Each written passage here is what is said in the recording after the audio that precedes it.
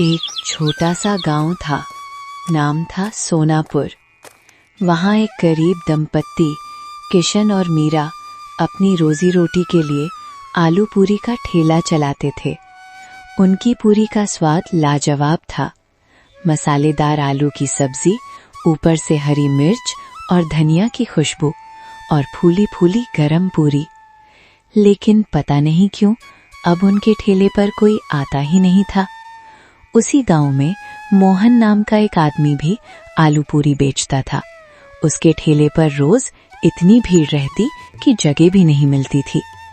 एक दिन दो ग्राहक वहीं बात कर रहे थे। अरे भाई, ये मोहन की पूड़ी में वो बात नहीं है, स्वाद तो किशन वाली पूड़ी में है, पर जाने क्यों पैर खुद ब खुद मोहन के ठेले की ओर खिंच जाते हैं। सही कहा रे, पहले तो रोज किशन की पूड़ी ही खाते थे। उसकी आलू की सब्जी में जो तीखापन था वो तो मजा दे देता था। अब तो बस मन ही नहीं करता उसके ठेले पर जाने का। उधर किशन अपने ठेले के पास अकेला खड़ा चुपचाप सब सुन रहा था।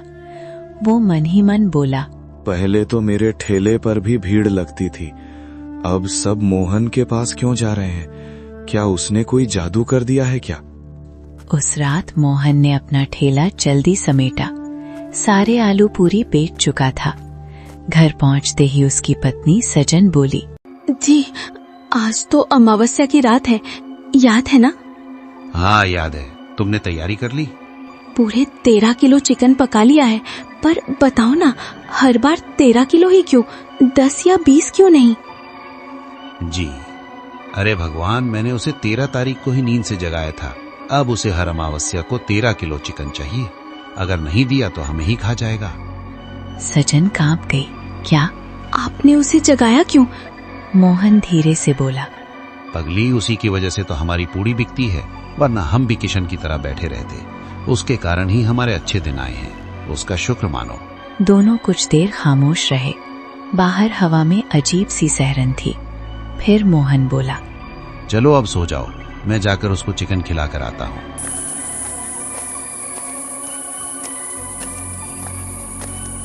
आखिर वो कौन है जो हर अमावस्या को 13 किलो चिकन मांगता है?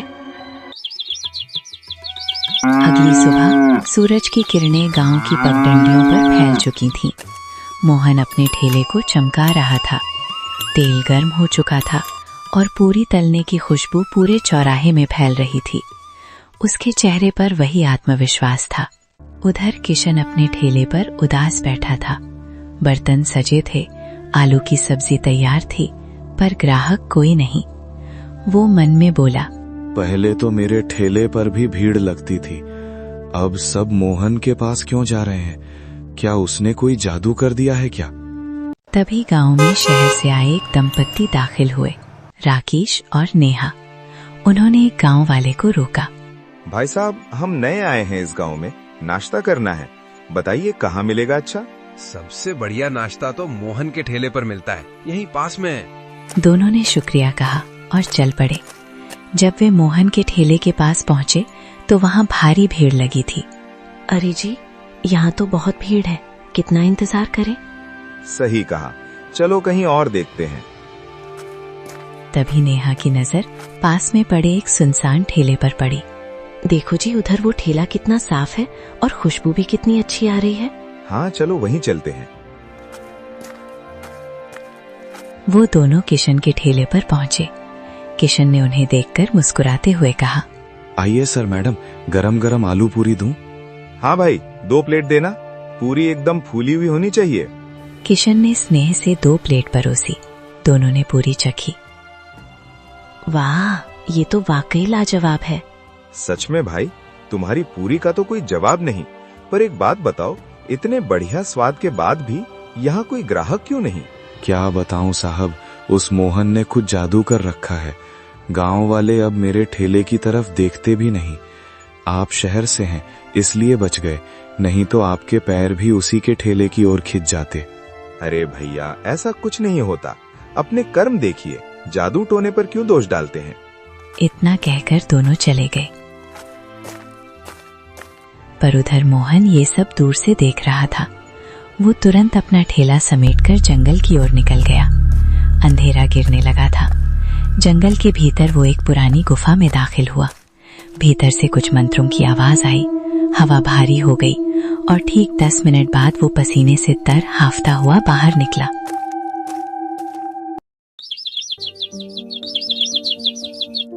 अगली सुबह वही शहर वाले फिर नाश्ते के लिए निकले।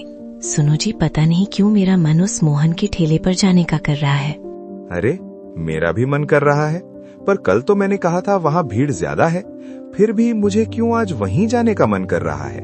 दोनों हंसते हुए सीधे मोहन के ठेले पर पहुंचे। किशन दूर से ये सब देख रहा था। उसका चेहरा सफेद पड़ गया तो अब उन पर भी जादू चल गया। जब राकेश और नेहा नाश्ता करके लौट रहे थे तो रास्ते में गांव के मुखिया मिल गए। कैसे हैं शहर वाले बाबू, कैसा लगा हमारा गांव? बहुत प्यारा गांव है मुखिया जी, बस एक अजीब बात है। कल हम किशन के ठेले पर गए थे, आज न जाने क्यों हमारे पैर खुद ब खुद मोहन के ठेले की ओर खिंच गए। अरे नहीं भाई साहब जी, कुछ अजीब नहीं। मोहन के आलू पूरी का स्वाद ही ऐसा है कि लोग खुद खिंचे जाते हैं। कुछ तो अजीब है उस ठेले में। पर राकेश और नेहा जब आगे बढ़े तो दोनों के मन में एक ही सवाल गूंज रहा था, क्या सचमुच स्वाद खींचता है या फिर मोहन का कोई रहस्यमयी राज। शाम का समय था। किशन अपने घर में चूल्हे के पास बैठा था कि तभी दरवाजे पर दस्तक हुई। दरवाजा खोला तो सामने राकेश और नेहा खड़े थे। किशन हैरान होकर बोला, अरे सर मैडम, आप यहाँ मेरे घर पर?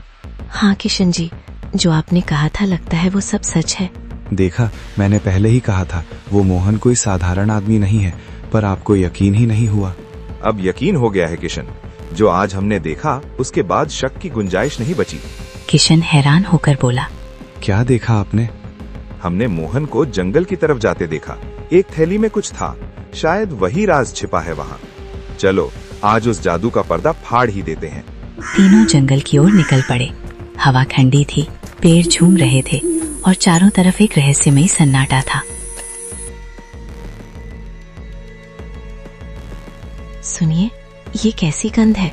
चिकन की खुशबू जैसी। लगता है मोहन ने ही चिकन लाया होगा, दूसरा कौन जंगल में चिकन लाएगा। कुछ दूर जाने पर उन्हें एक पुरानी गुफा दिखाई दी। गुफा के भीतर से किसी के बड़बड़ाने की आवाज आ रही थी, जैसे कोई मंत्र पढ़ रहा हो।